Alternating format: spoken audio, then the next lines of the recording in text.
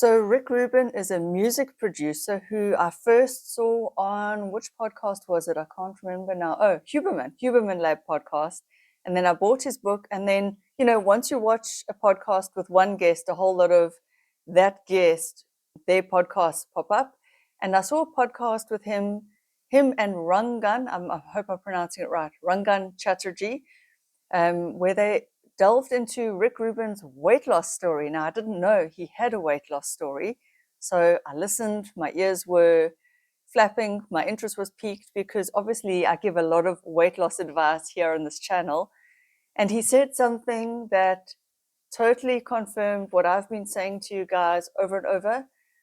Calories in, calories out. But before I just get to I've given you the punchline. But Rick Rubin was 318 pounds. That's how much he weighed.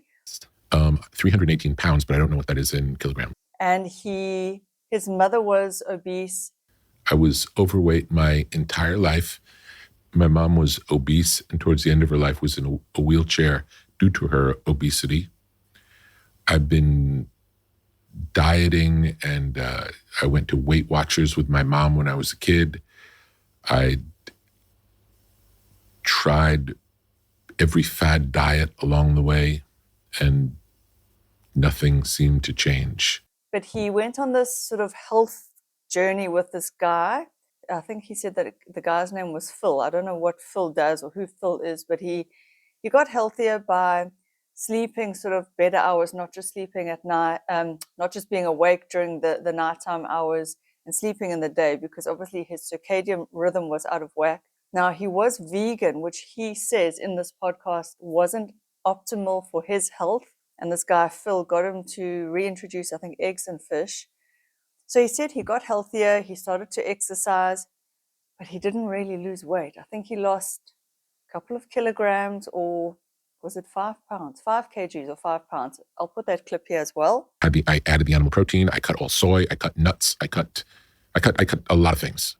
And I got much healthier, and I did not lose weight. I lost maybe 5 or 10 pounds over the 2 years that we worked together.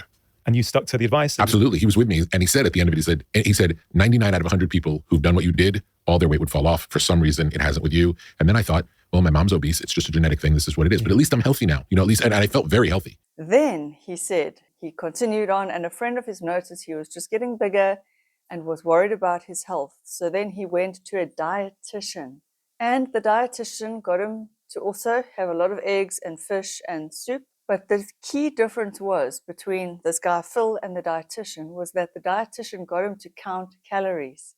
And when he was counting calories, he says he was on... So I went on a radically reduced calorie diet. I don't know, 1,300 or 1,400 calories a day. And in 14 months, I lost 135 pounds. And he lost the weight by doing a low calorie, where he was counting calories, low calorie of 1,400 calories a day, which, to be fair, is quite low for a man of his size. But you see, ladies, counting calories, whilst I don't want you to have to just sit and count them all the time, because Rick Rubin, he no longer counts calories, it can be useful. So what I want you to take from his story, and I highly, highly encourage you to go and listen to that section of the podcast. I will put where it starts in that podcast here, although they do have that podcast timestamped. But what I wanted you to take away from that story, or at least what I heard, touched the microphone. I can't tell you what to take away, but what I heard was, here was somebody who had an obese, overweight mother, and he thought, this is just the way he is. He thought he'll never be able to lose the weight. He got healthy. This guy, Phil, said, well, everyone loses weight on this kind of program, and he wasn't losing weight. So he thought, well, there's something like genetically, it's just how he is. Until he did one simple thing. He actually counted calories. He actually restricted calories. And I'm not saying that we have to do it all the time, but if you are stuck in a weight loss rut, or you've plateaued, or you think it'll never happen for you, just try. Just try tracking your food and seeing how many calories you're eating in a day. That's all you need to do. What I'm guessing is that when he wasn't tracking or counting calories, he was just eating to satiety and hunger. And because he was bigger and big for all of his life or most of his life, his body was used to taking in a certain volume of food. And this is what I think happens. You get used to eating to fuel whatever weight you're at. So your body now sends you hunger signals. If you drop your calories, it's like, I'm used to eating double, like, hello, feed me. And you get these hunger signals. But in reality, you are overweight. Like, I mean, Rick Rubin at 318 pounds, that's not healthy. And he wasn't healthy. He had health problems. His mother had overweight health problems.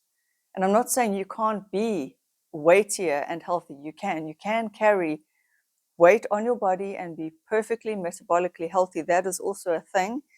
But of course, the bigger you get, the more likely you are to have health problems. It depends, obviously, on a whole lot of things, which I don't want to get into in this video. But what I want you to take away, the key is that counting calories can be a very, very useful tool for a short period of time. What he learned during that period of time is what's now keeping the weight off for him. He didn't know, he didn't realize that peanut butter and almond butter had so many calories. He actually swapped almond butter in and took the peanut butter out, thinking he was making a healthier food choice. And then you could just have like half a jar of almond butter, which, yeah, it's healthier, but not if you're having half a jar. He wasn't aware of the high calorific content of that half a jar of almond butter. That's like about a day's worth of eating in just half that little jar. And so the counting of the calories, tracking, maybe he used an app, I don't know. He doesn't say how he tracked, at least not in that interview. But that gave him awareness, an awareness he never had before. And I don't want to make your lives miserable. I don't track my food every single day. I don't count every single last calorie, but I don't have a huge weight problem, and I'm not stuck in a weight loss plateau. So if I need to track and count, I do and I will, but it's not something I want to do for the rest of my life. I mean, let's be honest. It's not it's not fun. But it gives you an awareness, and then when you track or weigh or measure or count calories, use an app, whatever it is, or you literally decide you are going to portion control, whatever method you choose, you do that, the weight comes off, and then you realize, oh, I was eating like double or triple what a normal portion is, or double or triple what 500 calories, let's say, would be a sort of a meal size. I was eating maybe 1,000 or 1,500 calories per meal. And as you realize these things, you get used to visually seeing how much food you should be eating, and you readjust your whole body, your whole physiology. It gets used to taking in a bit less. Now, before I carry on, don't drastically, I don't know, if he just cut from whatever he was eating to 1,400 calories a day. I mean, to me, that would be drastic, because he was probably eating 3,000 or 5,000 calories a day to maintain that size. And he's a big man, you can see.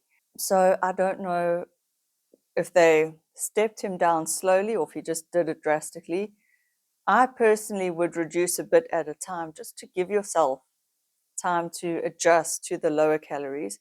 And then don't go too low. Don't go below, especially, I mean, like 1,200 calories, unless you're a teeny, teeny, teeny, tiny woman, then maybe.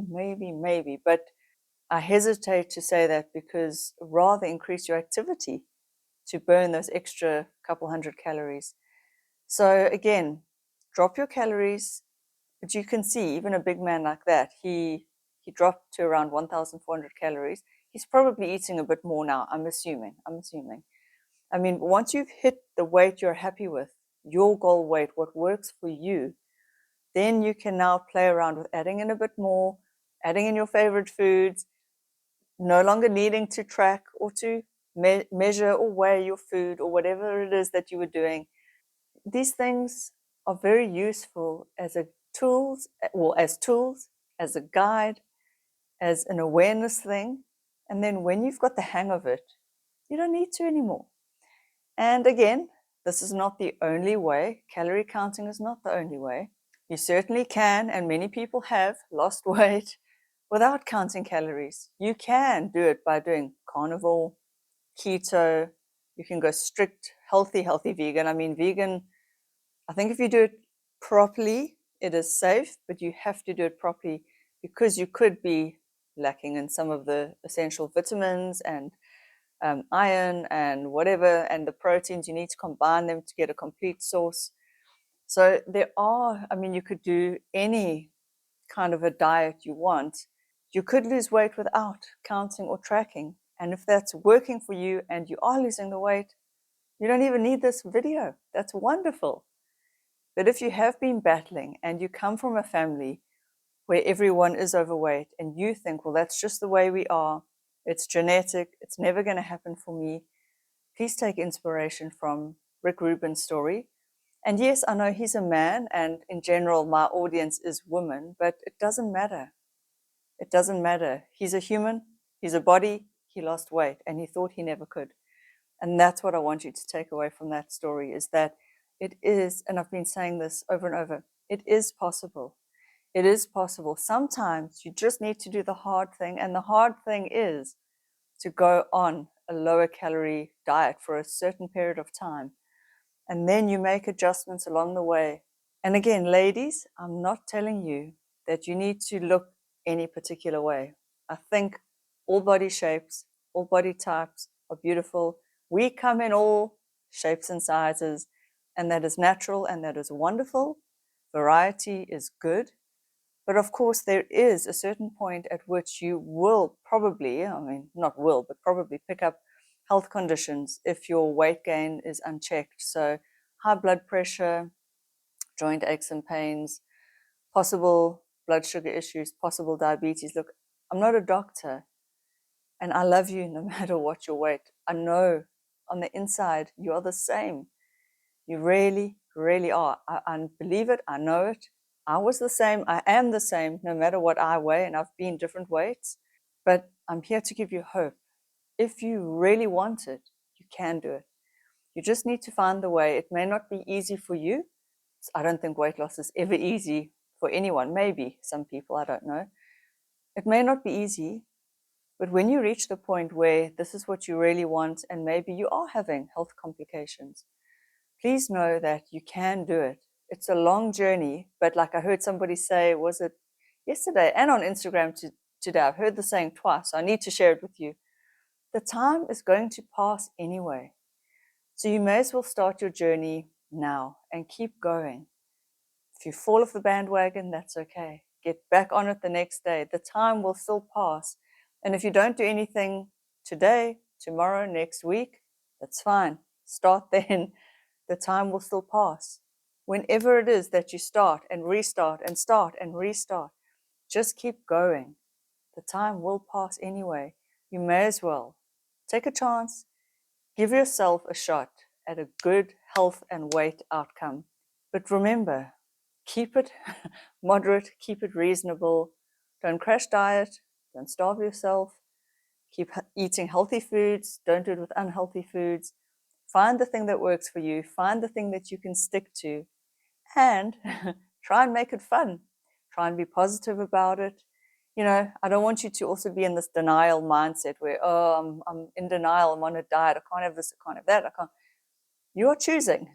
You are choosing to do this, and you are choosing it for a very good reason, for your health, to feel better, to fit into certain clothes that you would like to fit into.